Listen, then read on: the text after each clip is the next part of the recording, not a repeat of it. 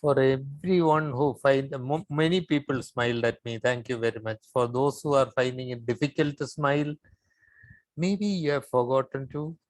It would be good to get in front of a mirror and practice.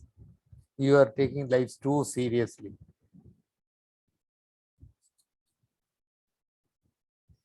Okay, thank you. Thank you everybody for switching on the videos. Thank you everybody who smiled. Listen, why are you here? Attending this course, will it help you to make more money? Will it help you to get a promotion? Will it help you to buy a bigger house or buy a bigger car? Why? Why?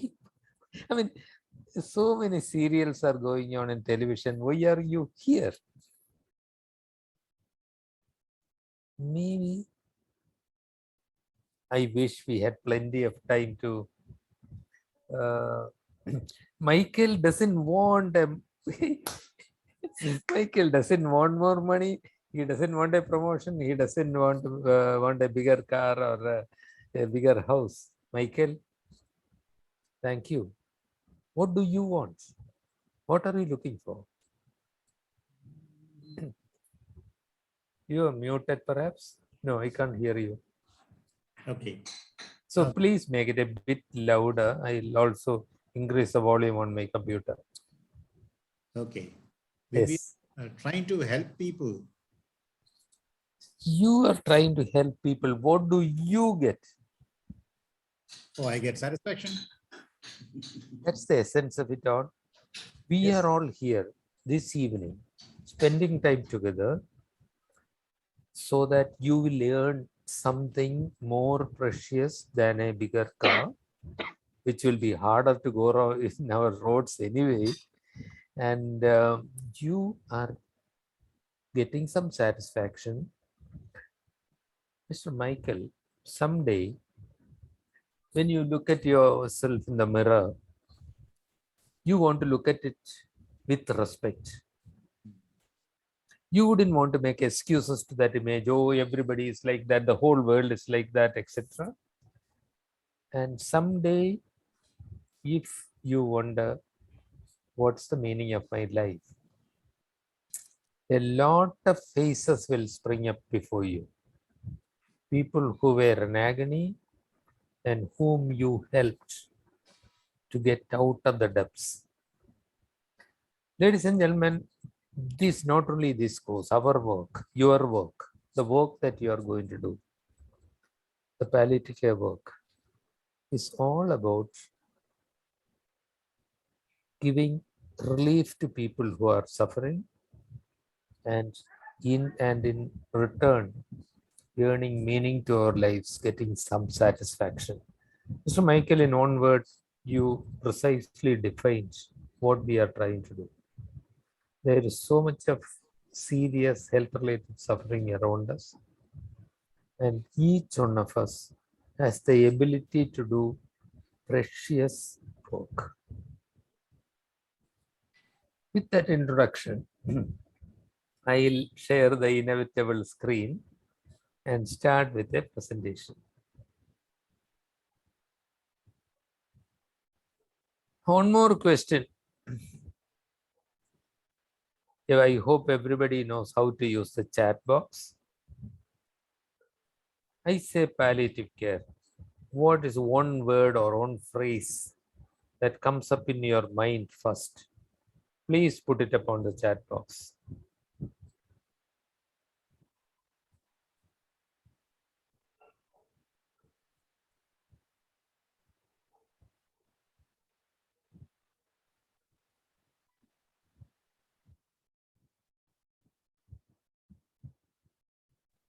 Sir, can you see the chat or should I? Yes, I can.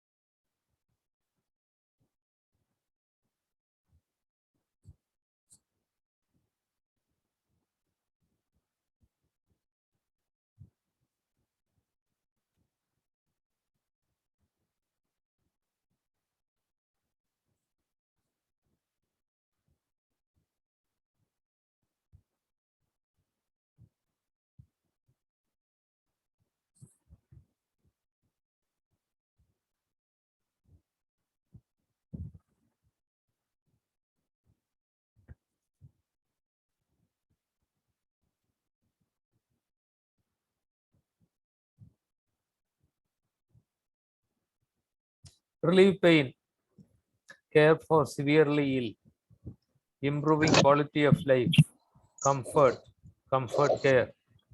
Ravinder, peace and empathy, care for severe illness, supportive care, comfort care, care, curative care and supportive care. Curative care plus supportive care, Megha. Comfort care, pain relief, care of severe illness, end of life care. Hey, Raju, do something for me. Put it all into one pot, mix it up all together, and give me what emerges. All these things put together make people smile. Isn't that lovely? Jaya, thank you. Put it all together, make a concoction, and when everything is together, we would have the answer to our question. Everything that you have mentioned. Maybe, maybe none of the, I mean, I asked for one word. So understandably, you could not give the definition. You could not give a sentence. But I pick upon what Megha has written. Megha Gururani. Megha, curative care and supportive care. Would you like to explain? Would you like to unmute and speak a minute? Good evening, sir. Good evening, Megha. Are you visible? Um, yes, Yes, Megha. sir, the patients who are at the verge of dying, so means they also suffer with a kind of pain. So they also require supportive care is essential for them for improving their quality of life. But along with it, the symptomatic treatment is also very crucial. That's why I've written this curative care plus supportive care. When you say curative, Megha, you do not mean cure the disease. You mean cure the suffering. Is that it? Or did you mean Yes, cure sir. the disease also? Yes, the cure of the disease. Okay. There is an anamic Redmi 9i raised hands. Who is that? Who is signed in as Redmi 9i?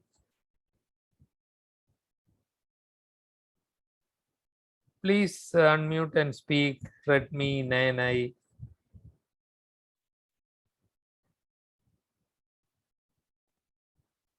Or else you can chat in the chat option. I think that was a mistake, sir. You can continue while Okay, can okay. chat. Thank you, Raju. So I mean, the chats will stay there, so we can look at it later if we like. Oh, Deepika has also raised hand. Did Deepika want to speak? Deepika? Deepika Bisht?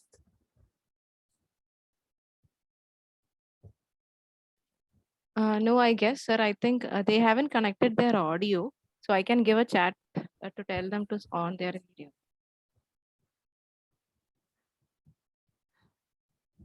So here are a few key messages that I would like you to take home this evening. First, palliative care is for serious health-related suffering. Some of you have written serious illness. Correct. But the illness does not have to be serious to cause severe suffering. A backache can be excruciating. The cause itself may be mild. So, if there is serious health-related suffering, relieving that suffering is palliative care. If you want to take only one sentence home with you today, this is the sentence. Palliative care is mitigation of serious health-related suffering. Mitigation means prevention and treatment. Palliative care is prevention and treatment of serious health-related suffering. Serious health-related suffering. And friends, it does not have to be at the end of life. Agonizing suffering may occur even in the beginning of the illness. I see that we have 64 participants. I am making a rough guess. At least 20 of you, at least 20 among these would have gone through the experience of a serious illness in your own family. Maybe a grandparent, a parent, a child, an uncle, an aunt, somebody. And all those people will remember that there was significant suffering. Sometimes with somebody with cancer suffers horribly on the day they are told you have cancer. How many people attempt suicide on that day? If there is suffering, that has to be treated. So Megha, picking up on your word curative treatment, I can't go and give curative treatment for cancer. I don't know. I'm not an oncologist. If somebody has severe breathlessness with COPD, I'm not able to do the optimal treatment for the COPD. I may have to work with a specialist, but my objective is to reduce suffering, making sure that the treatment of the disease goes on. I may not be able to do it, but the appropriate person will do it. By definition, the World Health Organization definition of palliative care is 22 years old. 20 years old. And that is a footnote. Palliative care has to start from the time of diagnosis across the continuum of care. Wherever there is suffering, you intervene. And that ideally, therefore, an oncologist who also understands palliative care will be able to do it optimally. If not, an oncology unit where the palliative care unit works closely with them will be able to do it well.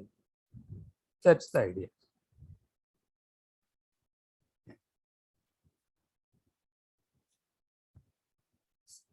So back to the key messages.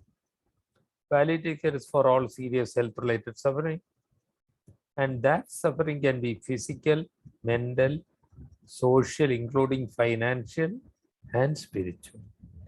The 20 people that I mentioned, roughest, who have gone through this would know that the suffering of the patient and of the family is physical, mental, social, financial, spiritual. Now, arising from this, if there is somebody is socially isolated, an elderly person living alone, that's becoming so much more common. What a doctor or a nurse or another professional can do may be limited. If that elderly person is Manjusha's neighbor, and Manjusha visits that person on every Friday evening for about an hour, just imagine what a world of difference will come to that lonely, isolated person's life. And then from Thursday, they will start counting the hours. And they will wait for you, Manjusha. They will savor that 1 hour. It's not a small thing. Why think about somebody else? Maybe you have a grandparent in your own home. There may be others at the home, but nobody really sitting down with the person and saying, hey, grandpa, tell me about your childhood. Tell me the story of your life. Do we really know how our grandparents grew up, how they grew up, what kind of education they had, what kind of struggles they had? Do we know? When you ask that question, you have broken a wall. You have entered into a world which was right in front of you, which you never knew. So, arising from that, to give some solace to physical also, maybe just massaging that back for a minute, mental suffering, social suffering, financial suffering, spiritual suffering. This is not only the job of medical professionals. In fact, there is only a small part of it that a medical professional can do. That's critically important, I agree.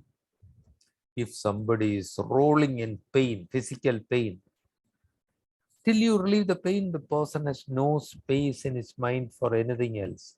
You go and give companionship, they show irritation at you.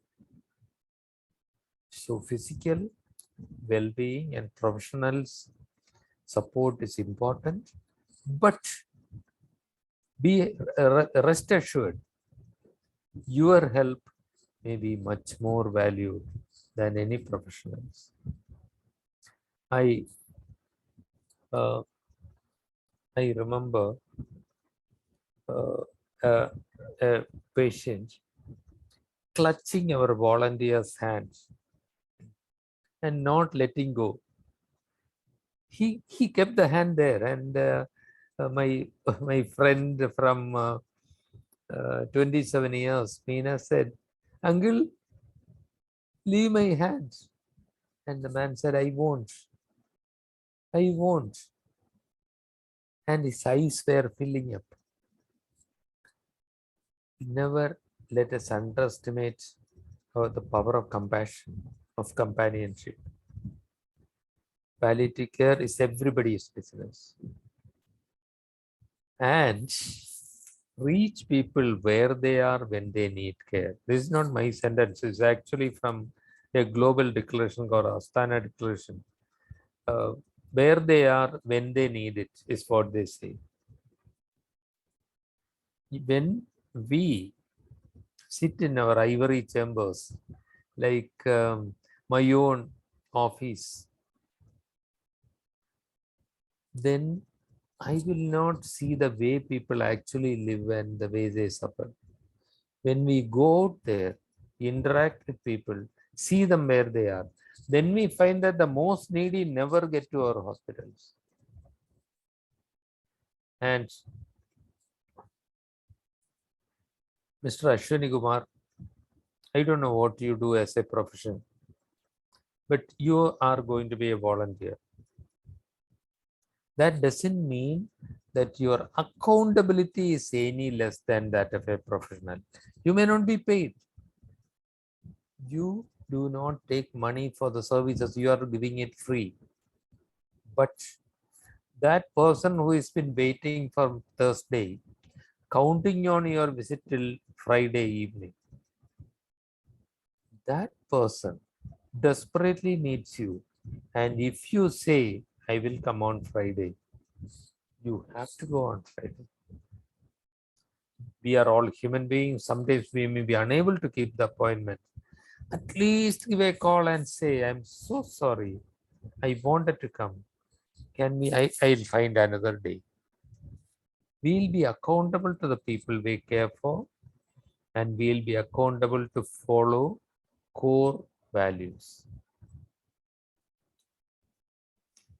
Core values, well, maybe we'll talk about it a bit more detail. I would like you to remember. Maybe we'll come back to the key messages later, but before I move on, is there any question that anybody wants to ask? You can either ask, unmute and speak, or you can send a chat message.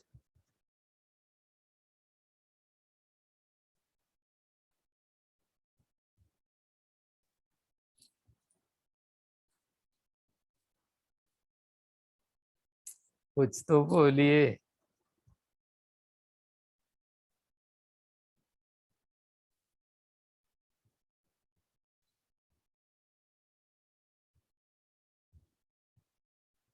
Vishal?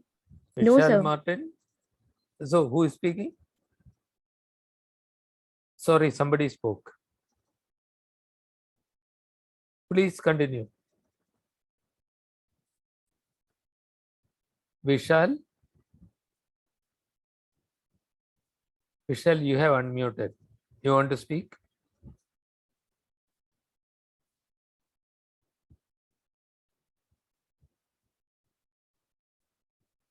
Joanna, I don't follow you. What have you have written there?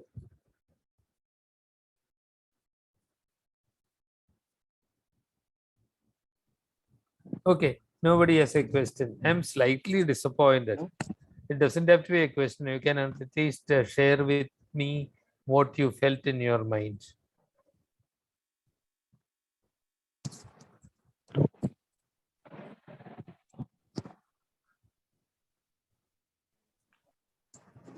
Okay, next time I request when I ask for a comment, please interact with me. This will be absolutely boring if I keep on speaking for the whole length of time. Sir, Please. there is, hello, sir. So, Ah. just to intervene, there is a question by Joanna. You said that palliative care can be given at beginning of life. Can you give us an example? Not beginning of life. Okay, even that. At the beginning of the suffering, whenever suffering starts, you start palliative care. That means if there is cancer, if tomorrow I get a cancer here, my problem may be starting with the pain. And as I go into the hospital, the doctor will try to make a diagnosis. He will examine me, he will order scans, something. But along with that, he should also treat my pain. He should also see the anxiety in my face. And instead of saying meaningless things, he will say, I see you are anxious. I am going to do the best for you. When somebody says that, I feel reassured. That's what I mean by starting early. Not necessarily not early in life, but from the beginning of the subject. Mr. Davinder Kumar, principles that we keep in our mind during volunteering, I'll come back to it. I mean, later on in my presentation, I am bringing up the core values, and after that, if you have questions, I'll answer them. And palliative care in the community, Naina, I'll answer that later.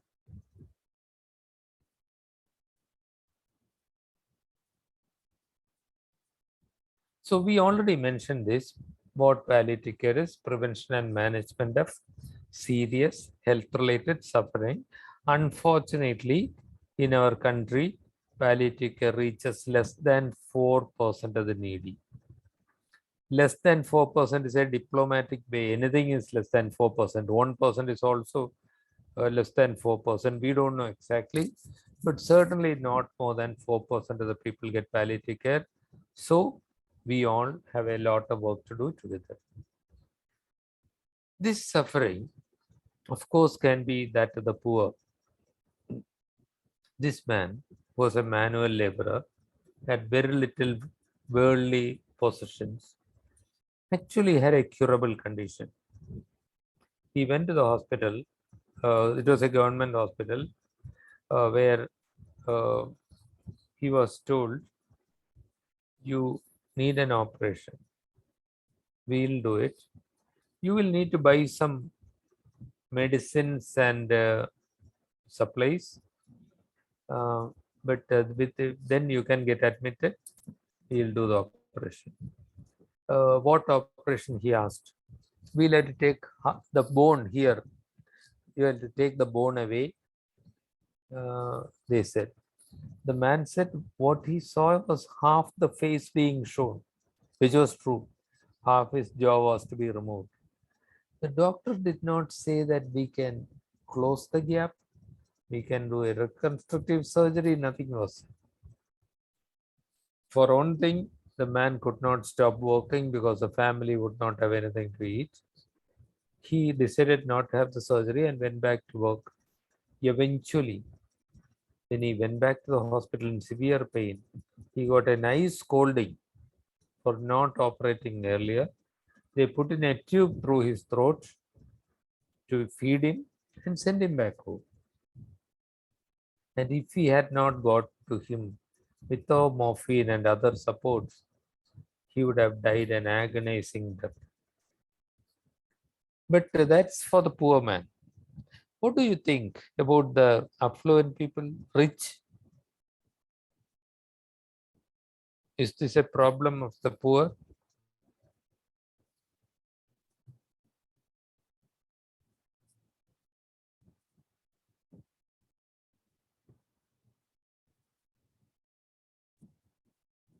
Hey, uh, Raju, the internet connectivity question that you have asked, is it only for some participants or did you mean me also? No, sir. No, sir. You are I'm okay. totally clear. Okay. But okay. I think Thanks. some of us joining from Uttarakhand, the hilly areas, the connectivity is bad. So what was over them Okay, only, sir. understood. Okay, I'm getting back to this. So I don't know what you think, but I find that the poor are better off than the rich. This man has nothing. If we had not got to him with palliative care, he would not have got any pain relief. But at least he would have had his wife and children with him. She would have been there feeding him. They would have been together. Whereas in our country, the rich people nowadays, especially in the last 20 years, die very lonely. Their last few weeks are usually in isolation. I'm not exaggerating. This is happening more and more and more. Though there are national guidelines which say in advanced metastatic cancer, people should not be treated in intensive care units, this is happening more and more. Raju, there will be a separate session on end of life care, right? Not as such, sir. No. We Okay. have a session on palliative care and community and a brief session on communication. Okay.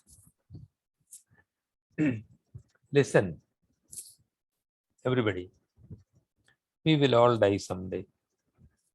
Most of you are young and you may not even be able to think about it, but I can see it right in front of you at my age. What would be important for me? In the last few weeks of life, what would be important for me? My car? No use. If I want to go anywhere, I'll have to get an ambulance. My house? I won't even be able to get to my first floor. It will be just my bedroom and bathroom. What will be important for me? What will be important for me is my family being there, helping me. And friends, Raju, if you come and visit me at that time, I'll be very grateful.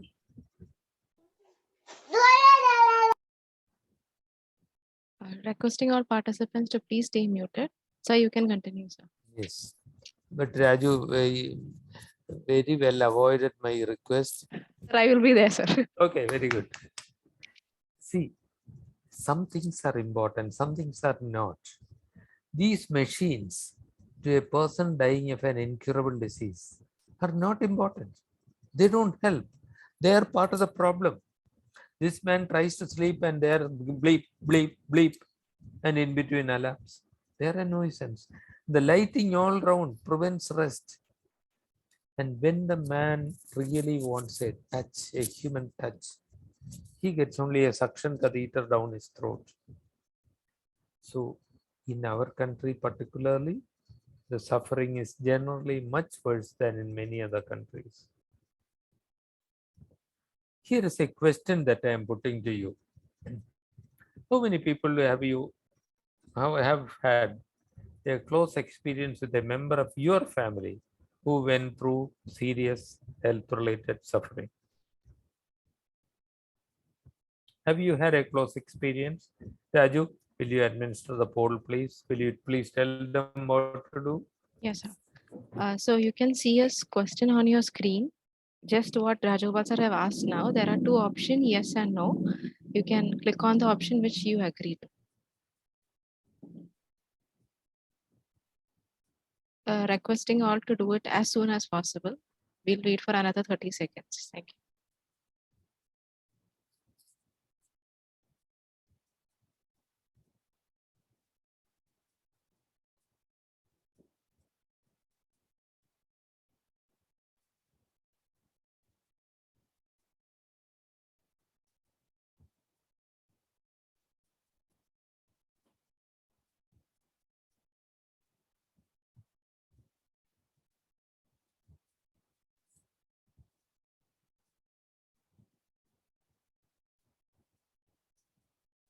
Okay. Roughly 40% of people have had that experience. Thank you for taking part in that poll. What you were saying is that you have had a family member going through this. And with that in mind, look at the WHO definition of palliative care. I earlier gave you a simple sentence that palliative care is prevention and treatment of serious health-related suffering. Here is a more elaborate definition, an approach that improves the quality of life. In the beginning, somebody mentioned quality of life of patients and their families. The 40% of people who said they have gone through that experience would have no doubt of the importance of this. They all must have suffered a lot along with the patient. Facing problems associated with life-threatening illness. Let me stop there for a second and tell you and ask you, what is life? It is not only a beating heart. A life is something that has some meaning in it. A person who has had a spine injury and is paralyzed forever has his life limited, threatened by four walls around him or her. So life, not only in length, but also in quality, if it is seriously threatened, then that needs to be relieved. That prevention and relief of suffering in life-threatening illness to improve quality of life of patients and their families. And how do you do that? By early identification and impeccable assessment and treatment of pain and other physical problems, psychological problems, social problems, and spiritual problems. Sorry, that is a long WHO definition of palliative care. Raju will be sharing my presentation with all of you later, so you can all have it. I put in some words there in red because it is too long. I wanted them to remember, you to remember them. Quality of life, not only patient but also family. Life in the full meaning of the word. Suffering, that is physical, psychological, social, and spiritual. And as I earlier said, especially in our country, social has to include financial.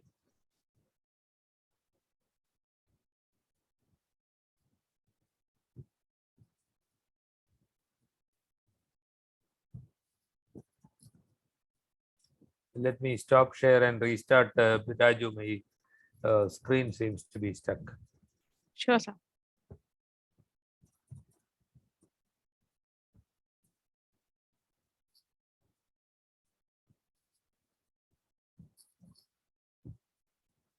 Here is another question to you, ladies and gentlemen.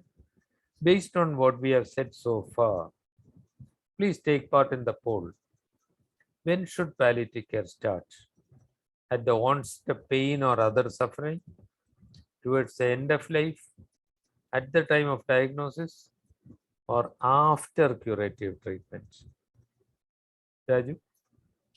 Yes, sir. So we have launched the polls right now. So just click on to the answer which you think most suitable is. Requesting all participants to do it as soon as possible.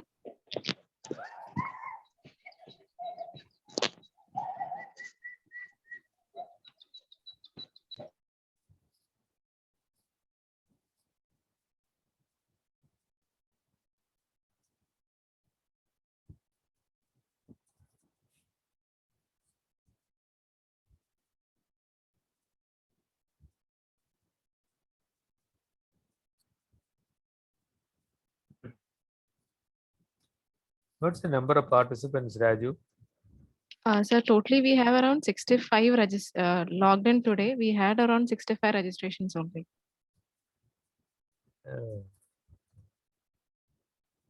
We have only 2/3 participation at the poll. Well, the first and third answer I'll accept. But to the 6 people who said it is towards the end of life, certainly palliative care is very important at the end of the life. But friends, if I am the patient, will I have to wait till the end of my life to get pain relief? Not fair, unfair. Sorry, I demand justice.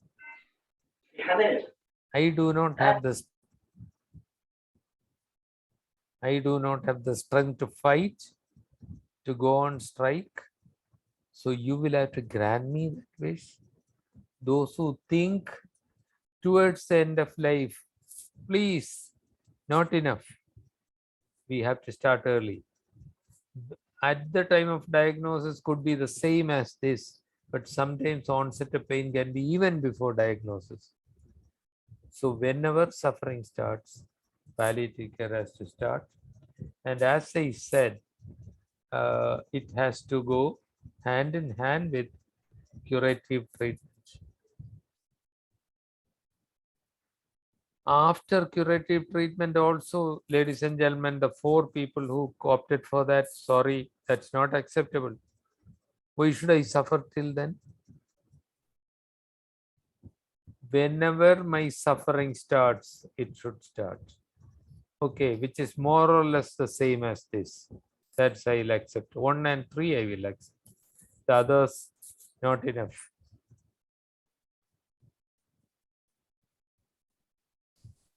So we will see, we have talked about the theory. We have to relieve suffering. This woman is in such obvious pain. We have to treat that pain. Any other physical problem that she has, her difficulty in swallowing, whatever. We have to see the social and financial issues and assess the problems. To assess the emotional problems, to assess the spiritual problems. And then whatever we can remove, that we will remove.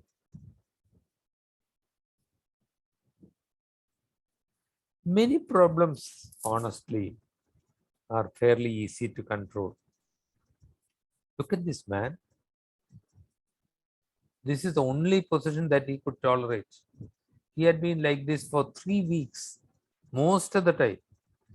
Lying down when he was too tired, but in a few minutes, the pain will bring him back to this position. He's not living like a human being. But it took only about 5 rupees worth of morphine. The man sat up, had his first cup of tea in 3 weeks, and he was very angry. He said, if this was possible, why did nobody give me this till then? This is a question that you and I, our conscience, will ask. This happened 28 years back. And it happens even today. Continues. Ladies and gentlemen, we have to change this.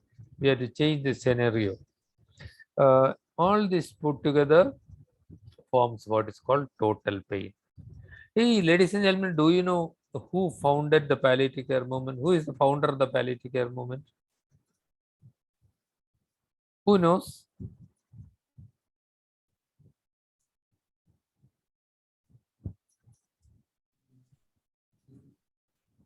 You can unmute and speak if you know the answer. Or if you want to give any suggestions. I put up the name on the chat box. Dame Cecily Saunders. Dame is a sort of canon that the royal decree gives. She was a nurse, started doing things, and at some point a doctor told her, Cecily, you go and read medicine. Unless you are a doctor, no doctor will listen to you. So fairly, in her 30s, she qualified as a doctor. She is the founder of the palliative care movement. And she coined this term, total pain. That is a conglomeration of physical, social, financial, emotional, and spiritual pains. total pain. Remember that each one is encroaching onto the other. An emotional pain will cause worsen physical pain. A physical pain will worsen emotional pain and others. They are all interconnected. So to demonstrate what this is, I request Raju to show you a video that will demonstrate total pain. Raju? Yes, sir.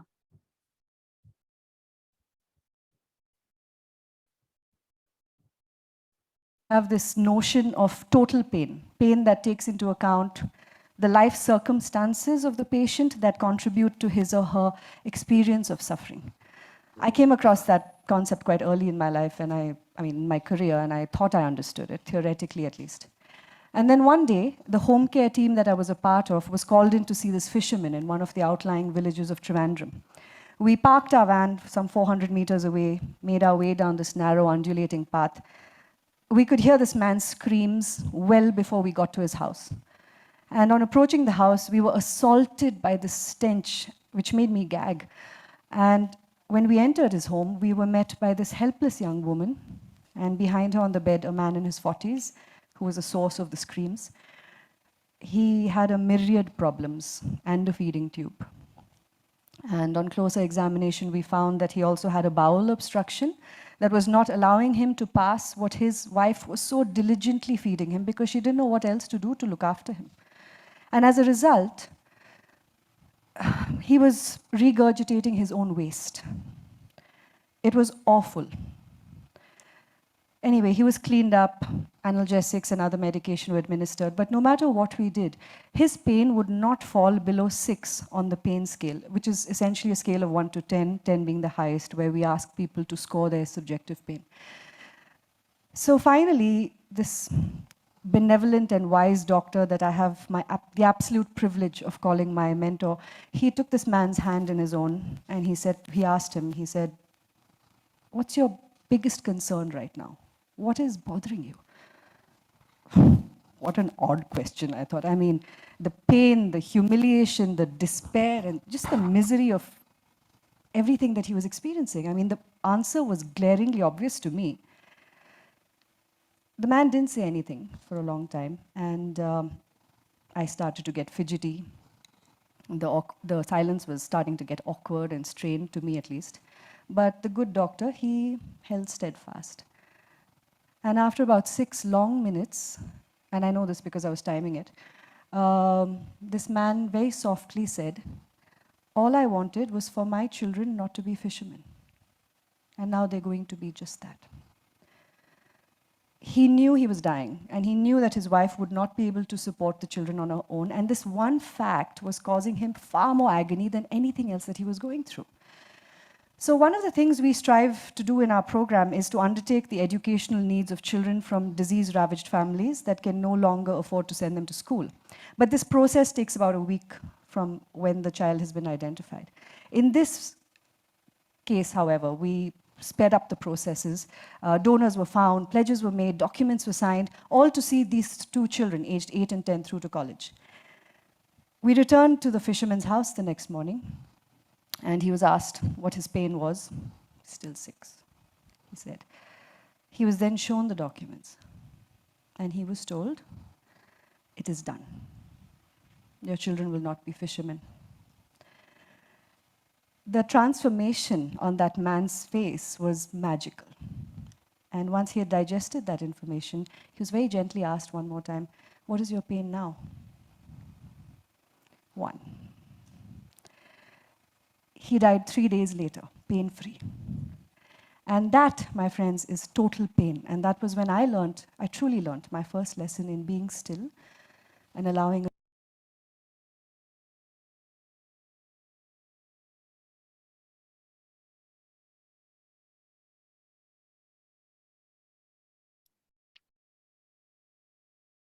That was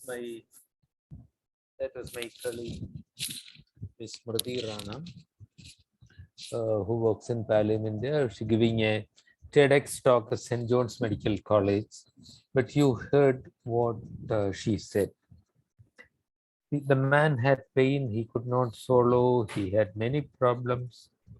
But what mattered to him most was the children's education. And it doesn't take MBBS, MD, or BSc nursing or MSc nursing to make that happen. It needs human beings. In our program, we educate, provide education to more than something like 300 odd children. Because when disease strikes, we find that so commonly children are forced to drop out of school. Our volunteers will not allow that to happen. They provide them support, not only money for the fee and for school books, but also some emotional support, some mentoring. They are there. Just to demonstrate what can be done when humanity meets suffering.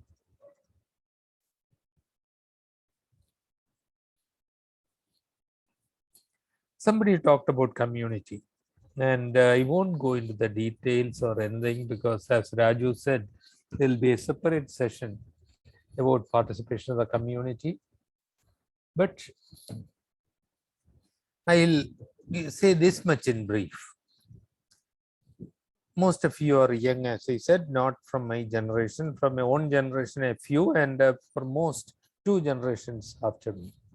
I have seen the transformation from joint families to micro families. Micro elements of the community are becoming more and more micro. At the same time, the hospitals are getting bigger and bigger and bigger. The smaller hospitals perish. The small town hospitals shut doors. They can't survive. These get bigger and bigger, and this woman with a serious illness, her husband in some other country earning money, and her children going to school, and she is there alone with her pain and bleeding and distress all through the day and night. She is a stranger to this macro element of the healthcare system. There is a huge disconnect. This is what we facilitate bridging. These people are there in every community. Is there any community where there are no well-intentioned people who have compassion, who want to help others? They are there. Mr. Martin is here because he wants to help, get some satisfaction out of helping others in need. There cannot be any community anywhere in the world, but they cannot get together and get into healthcare because we close the healthcare doors. In palliative care, at least in our institution and many other institutions in Kerala and in Delhi, we open the doors. We allow volunteers to come in.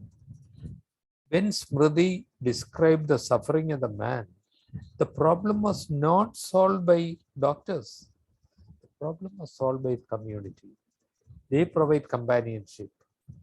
They provide transport to hospital when necessary.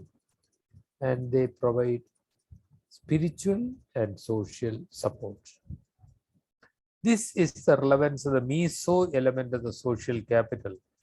Social capital is the product of human interaction with shared values. In this case, the shared value is compassion and empathy.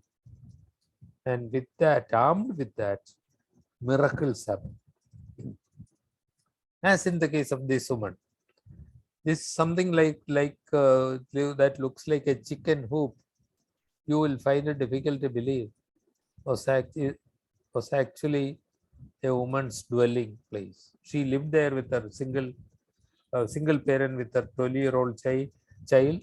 She was a juvenile diabetic, lost her sight 4 years before we saw her, and often did not have food.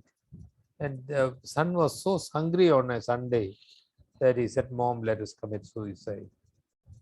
Monday, she got to a hospital. A sweeper started feeding her. Social support. But still, it was one person. You need a facilitator to get the community together. Her needs were in all these domains.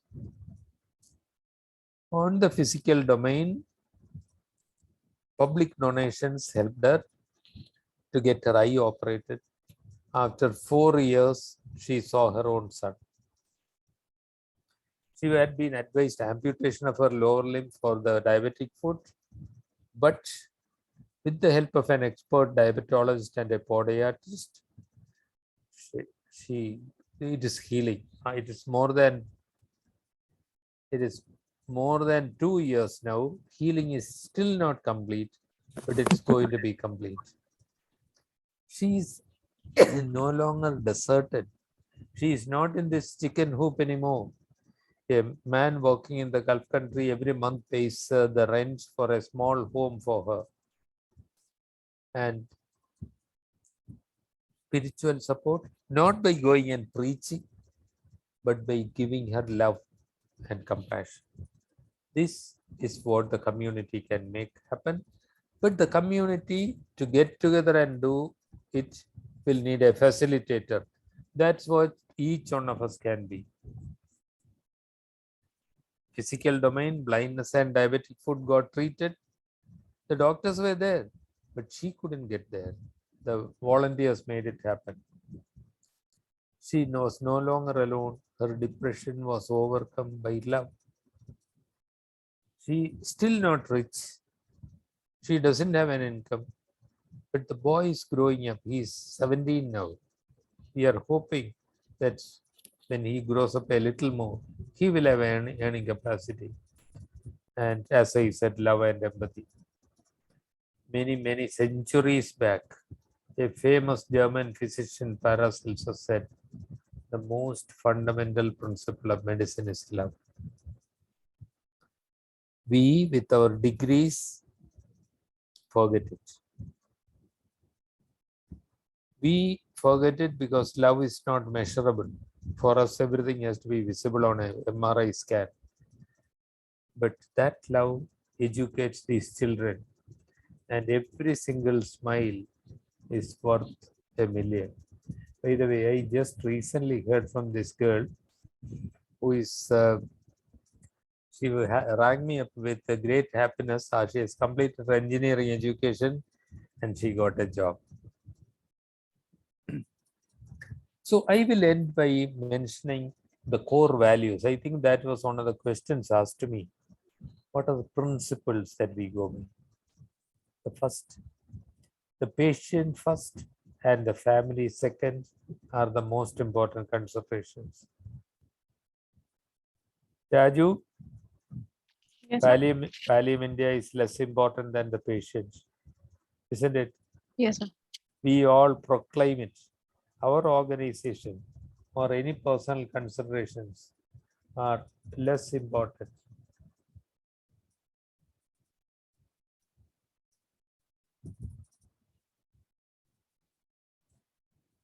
Patient first, not easy. We have to keep reminding ourselves. They are the reason for our existence. The person with the illness and the family second are in the center of care. And that care is not given as charity. It is their right. Listen, if I fall down, I am unwell. If you all believe that you are members of a cultured society, if I am unfortunately lying down there, you have a duty, a responsibility to support me, help me. We truly believe that. It is not a charity that we give away. That is demeaning in a way. It is like giving alms to a beggar. That's not what we do. That woman and that child deserved support of the community.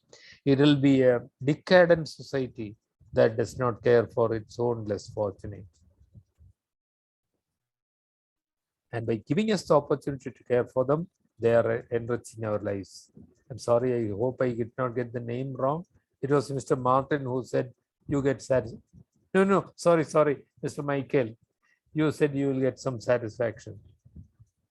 The person whom you support is paying you back.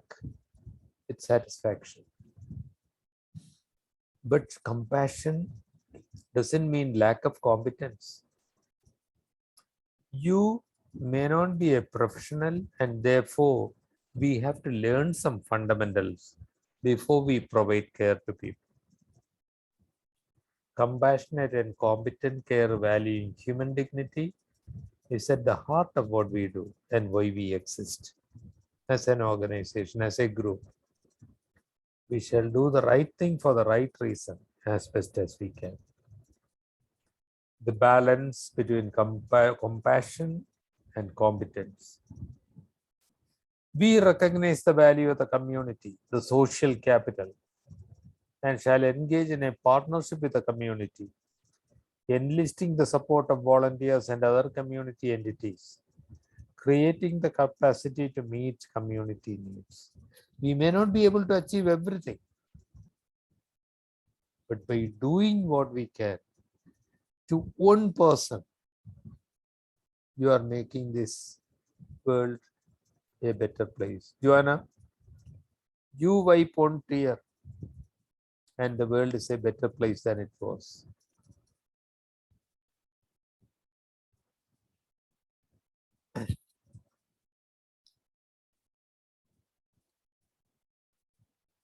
Each one of us shall treat everyone else with respect. Friends, let us remember this. When we get degrees, they get into our head, they cause muscle stiffness. We walk around as if we are gods. Similarly, the person is disempowered, weak, doesn't have anything, doesn't have any power, and you have the power of health, the position of a volunteer, the feeling that I am doing good to others, make it your head. And then we may forget that every other human being is superior to us in some way.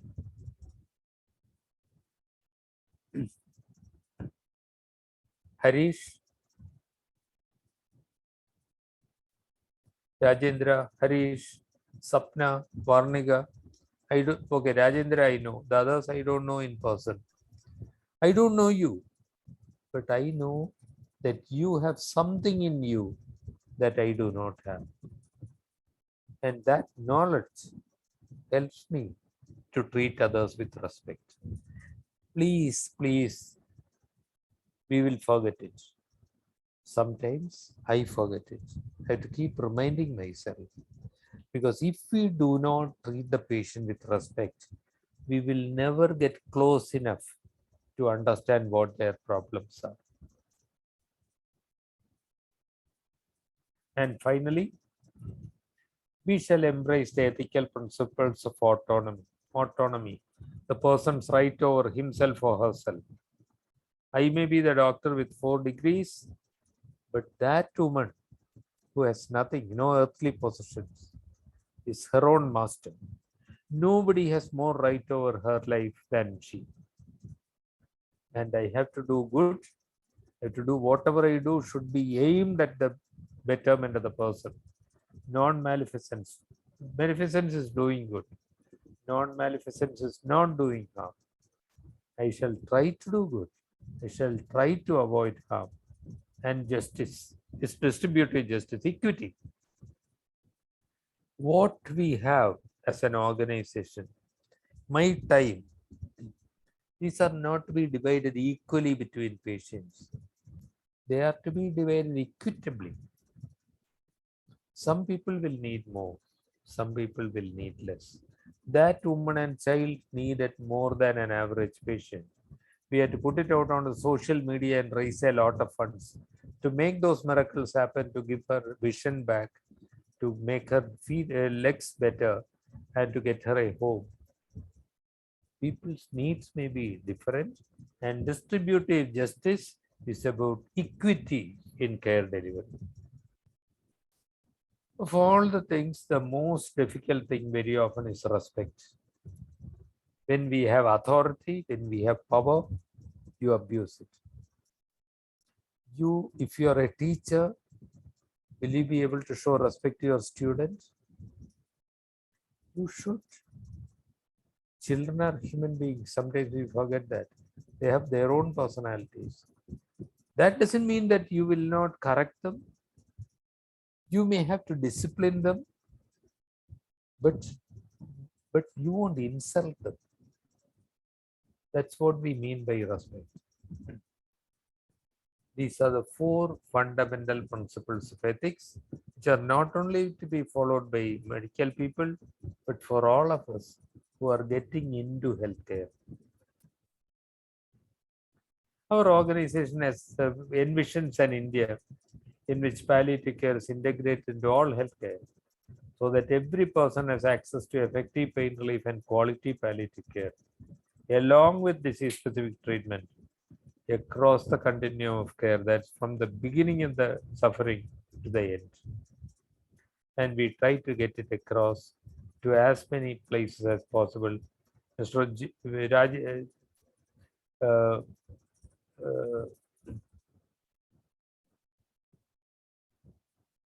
the participants in this group hail from so many parts of the country, and we try to do something in some place or other, everywhere, if we have to, if we can. And we are all going to work together, I hope, to achieve this. Namita, Jaya, Kavita, we are going to work together, right? We have a lot of work to do. There are so many tears to be wiped, so many pains to be eased, such a lot to be done. I started with my key messages and I'll end with my key messages. First and foremost, palliative care is for all serious health-related suffering. And remember, it's not only for end of life, it's not only for incurable diseases, it is for all serious health-related suffering. Whenever, at whatever stage of the illness. The suffering can be physical, mental, social, and spiritual. Palliative care is for everybody. It's for you, Sunanda, and it's for me, professional or not. We have a responsibility to reach people where they are when they need it. We may not always achieve it. We'll try. We are only human beings. We can only try our best. And whether you are a volunteer or a staff member, everybody has to be accountable and follow the core values which I described. I see that we have about 24 minutes for discussion. That's great. I hope everybody will speak something that comes in your mind, whatever is uppermost in your mind. Whether it's a question or a comment, doesn't matter. The important thing is to participate and share.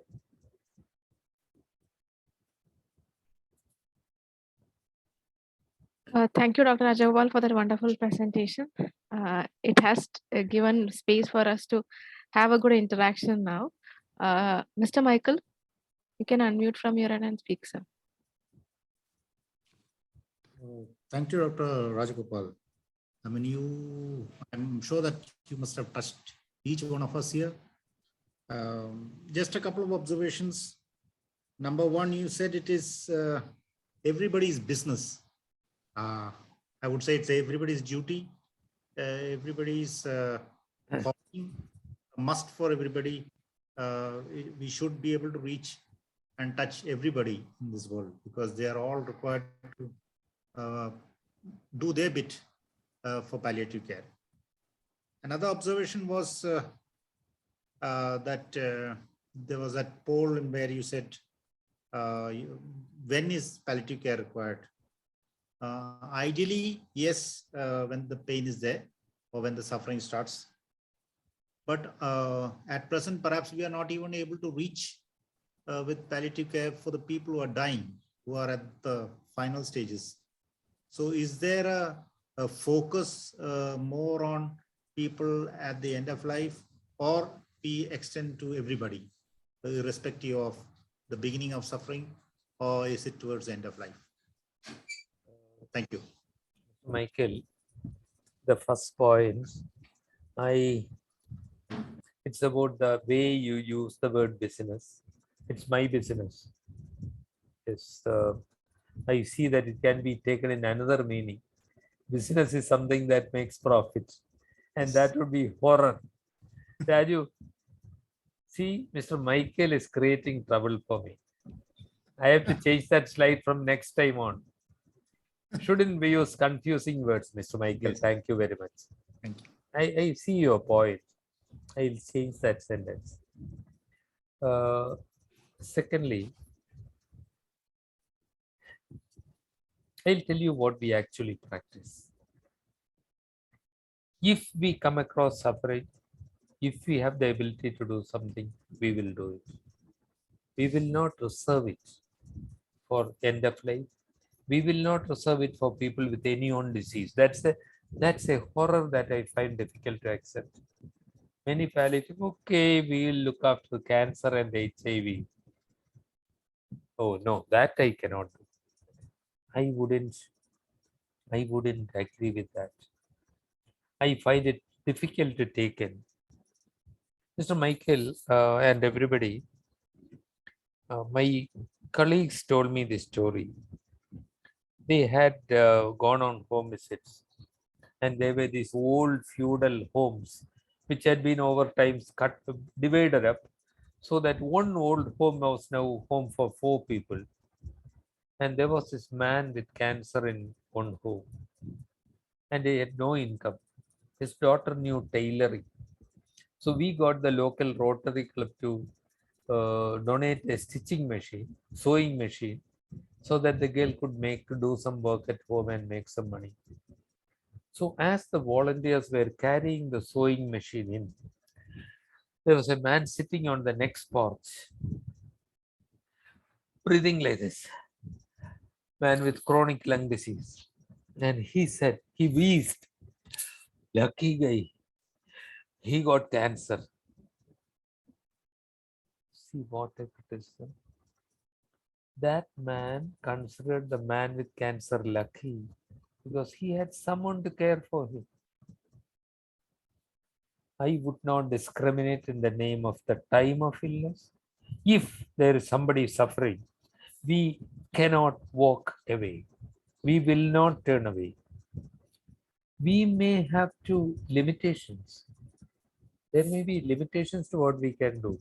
Their suffering may be because, please say my child, he needs a liver transplantation. We will be there for a minute, show empathy, and tell the mother, I wish we could do it, but we cannot do it, because that would be violating the principle of distributive justice to fund one child's liver transplantation so that 1,000 people do not get morphine for pain. We cannot do that. So we may not do everything, but we will not turn away. We'll confront the issue and do what we can. Mr. Michael, may I ask you a question? What do you do? I am retired from Government of India. When I see a young man saying I am retired, I find something wrong. But Yes. Mr. Michael, have I answered your question? Yes, definitely. Definitely. I was wanting a discussion. That's why I put those. Yeah. Thank you. Thank you for promoting that. Yeah. So Mr. Michael has kindly set the ball rolling. Please share a bit of your heart with us, or your brain with us. Ayushi, we have not been able to see you. Please share a thought with us. Manisha, Raju, did you notice a huge gender imbalance? Slightly, yes, sir. Mr. Michael, myself, and a couple of others are tiny minority. Kudos to women for your compassion that brought you here. Ayushi, Which name bologi? Sapna, you are about to say something? Pintu Devnath have raised hand. Pindu, Yes, Pintu, you can unmute where, from here. Pindu, where are you from? You are muted.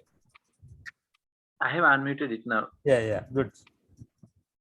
Thank you, sir, for your such a splendid message to us and giving us a chance to learn from you. Sir, I am from Assam under Prastuti Palliative Care. Sorry, name of the palliative care? Prastuti Cancer and Palliative Prastuti. Care. Where would that be? Which part of Assam? Dibrugarh. Okay. Right. Okay. Yeah. I am right now working under Gayatri ma'am and Panna ma'am. Okay. Sir, I want to ask something. Yes. If a person who is diagnosed with cancer doesn't want to his treatment, rather in his end of life time or in the start of his diagnosis, how can we convince him for the treatment? Maybe he is decided that I cannot live for whole of my life. So what is the chance of by taking treatment like that? He knows that he will die someday, that he doesn't want, and he is also seeing some economical problem also, financial problem. So he doesn't want to take the risk of taking the treatment. Hindu, it's a difficult situation. And how can you persuade him? Yes, sir. By giving him love. But wait a minute. One fundamental thing, that is his life. He will decide. But his decision may be based on financial realities or his current depression. Cancer. Okay. Done. I am finished. I don't want anything. Yes. And there, what would Pindu do? Pindu would not start lecturing him. That will be a mistake. No, you must have treatment. Listen, there is a good chance. Don't start your lecture. Pull up a chair. Sit with him. See, you remember what Smriti said in his lecture? When there is a silence, respect it. Maybe lay a hand on the hand and say what you see. I see you are suffering a lot. I see you are immensely worried. Stop. Sit there. The silence may be awkward. It may take a minute or 2 minutes. At some point of time, he will start saying, what's the point? I am finished. And you still do not start speaking. Why did you say that you are finished? What do you understand about the illness? I have cancer. What does that word mean to you? Cancer means death. Oh my God, is that what you really thought? Will you allow me to explain to you the nature of your illness? I promise that I'll tell you only the truth. I will not tell you lies just to make you easier in your mind. I will tell you the truth. And honestly, you have a curable illness. If it is a curable illness. Or you may say, and honestly, I know that today 2/3 of all cancers are curable. Maybe yours can be. We have no money. I'll destroy my family. I don't want to die destroying my family. Of course, we care, not only care for you, we care for your family also. Let us work together. Let us see what can be done. Let us see if something can be done where your family continues to be supported, your children's education continues. We'll try to do the best for you. If it can be cured, we'll work with you. Pindu, Yes, sir. what did you think about that imaginary conversation? Yes, sir. I didn't got you. And the man may say, no, I don't want to talk about it. We You will must sit. Sorry? Pindu, what did you say? we must right away. We should not convince him for his treatment. You want just If he says, I don't want to talk about it, I'll tell you what's the appropriate response. I see that you do not want to talk about it today. Today, I have added the word today. yes, sir. I'll come back. Please allow me to come back and see you day after tomorrow. And you may find that the man is waiting for you. He is in a particular state of mind today. And the day after, you will go, you will try again. But Pindu, you will also remember that it is his life. He may have very good reason for taking that decision. And if he says, any treatment means my son will not be able to go to work, my grandchildren will starve. Do you have an answer to that? And if it comes to that, okay, your organization, Prastuti, may try to solve that issue. You may not be. There's a limit to what Prastuti can do. In which case, you may say, I respect your decision. I still want to work with you to help you to live as actively and healthily as possible. Even if we cannot cure, we want to continue to care for you. We may have to accept that, but also then don't close the door. Leave the door open by telling him, but if at any point of time you change your mind, please let me know. And next week he may say, Binduji, you were talking about, he may bring the subject up. If you try to force him to do anything, apply pressure on him, he will shut up. He will not talk anymore. Yes, sir. Thank you, Bindu. Thank you, sir. Thank you, sir.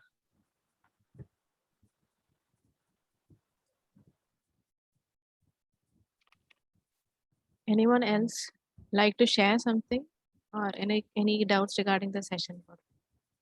Yes, Atira. Hi, Rajagopal sir. My name is Atira. Aditya, where are you from? Sir, I'm from Kerala, Trivandrum. Okay. Thank you for the wonderful session regarding the introductory explanation regarding palliative care. So my question is, from the WHO definition, we have known that the palliative care, it is like improving the quality of life of the one who is suffering and also their families. So if we are talking about the situation of these elderly bedridden patients, so how do we deal with the caregivers? So at times they get demotivated and the pain they suffer too. Like, so how do we deal with this situation, sir? So I have seen many families where the caregivers are like, they are suffering a lot. At times they get demotivated also. So how can we tackle this situation? How can we motivate them? And how can we just make them learn about the basic lessons regarding them, regarding this palliative care and all, sir? Thank you, Aditya. Aditya, what do you do, if I may ask? Sir, I am a civil service aspirant. I'm currently taking my coaching in Civil Service Academy here in Trivandrum. Okay. Aditya, future IAS or IPS, I don't know what. Best wishes to you, Aditya. Thank you, sir. Aditya, in this case, you are thinking of motivating the family. Yes, sir. Aditya, stop. Stop. Sit there. Start by doing what you can. The sons and daughters are not caring for him. They have burned out. They have been caring for the person. They have their own lives to live. Their children do not have enough to eat. They are finding it difficult to struggle with a lot of things. And here is this elderly person with so many demands on their time, their efforts. If you go there and start preaching to them, finished, your relationship stops. Instead, Adira, go there and sit with the person and do what we can.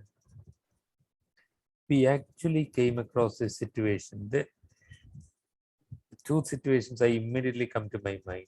In both cases, there were 3 children in the neighborhood. One was a lower middle class family. The 3 children were all in the same town.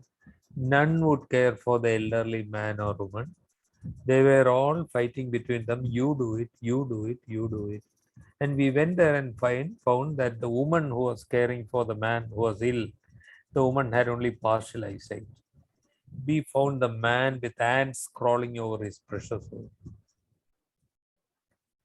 I remember our sister Sharon and sister Jaya, both of whom Raju knows very well. Jaya and Sharon just started cleaning the person up. They started cleaning up the person, wiped him clean all over, got rid of the ants, got rid of the dirty sheets, got some, asked the elderly woman for some clean clothes. They did everything and came out. And they came back with some phone numbers of the children and they called them. They said,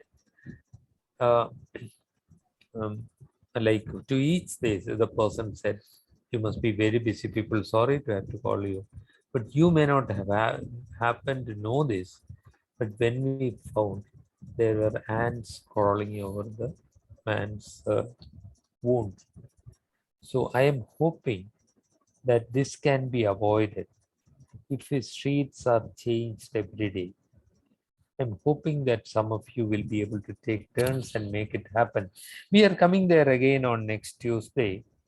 And if you need any help or advice, if one of you will stay there, we will work with you. Most important, never utter one incriminating sentence. Never preach. They'll be offended. If you say, after all, they are your parents, that's an incriminating sentence. You have caused animosity. Adira, it should not be like a tennis game where you serve from here, they return from there. That game will never end. Jump over the net, go to their side, acknowledge their suffering.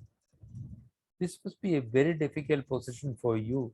You say you are a government servant. I can see how demanding your job must be. And it must be awfully dreadful for you. Let us work together. We will work with you. So that's not good, Adira. By that, I don't expect a miracle. I don't expect that all of them are, there's a love feast going on there next week. But maybe little by little, some things will change.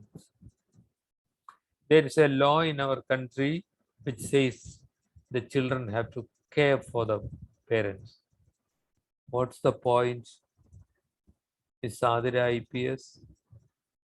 I have seen that law being applied. They only worsen the problem. Somebody goes to court, and then the anger is even more.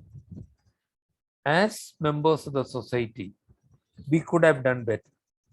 If we had got 3 volunteers from the local neighborhood, they would have got involved, and then automatically the children may be emotionally blackmailed into joining. But I earlier showed the message from Paracelsus. The most fundamental principle of medicine is love. Don't be judgmental about the children. Don't be judgmental. You don't know their side of the story.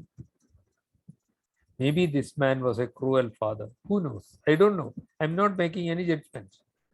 I'm just saying that there is possibly another side to the story. My duty is not that of a judge. My duty is as a healthy human being who feels the responsibility for somebody who is in trouble. Short question, long answer, Adira. Adira is now scared to ask another question because then the answer may go on for another 15 minutes. Adira, best wishes for your civil service examination. 2 minutes Thank you, sir. left. Thank you so much. 2 minutes left. Who is asking the next question?